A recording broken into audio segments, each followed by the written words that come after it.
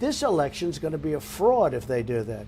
Now, it's different from an absentee where you go in and you write in and you go through a whole procedure and you do it like I'm working at the White House and I'm in Florida, voting in Florida.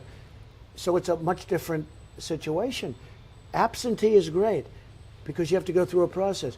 These mail-ins, think of it, some Democrat governor sends in millions of ballots all over the state, like in California, millions of ballots. Who are they sending them to? Nobody has any idea.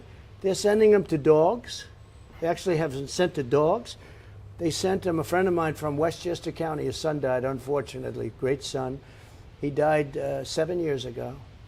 And my friend called up a couple of nights ago. He said, my son Robert just got sent a ballot, a mail-in ballot.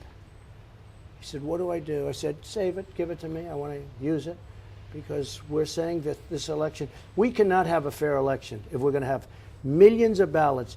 It's not only where they send them, it's where they don't send them. So you have a Republican neighborhood and you have a Democrat governor and they happen to skip that neighborhood. Mm-hmm.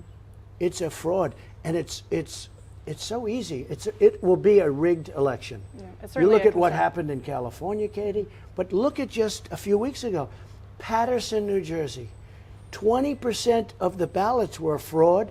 People are being locked up left and right. Look at the postmen that are being indicted for for terrible crimes. So you have states run by Democrats and in many cases run by Republicans too, and I don't know what's going to happen there, but you have states run by Democrats who are sending out millions of ballots, and then they come back. There's no, what you should have is voter ID, and you have to go to vote unless you can't vote, and then you should get an absentee ballot, go through a process. So it's a very, to me, that's the most dangerous thing about this election, because we're going to win the election. When you look at Joe, he doesn't know what he's doing. Everybody knows it.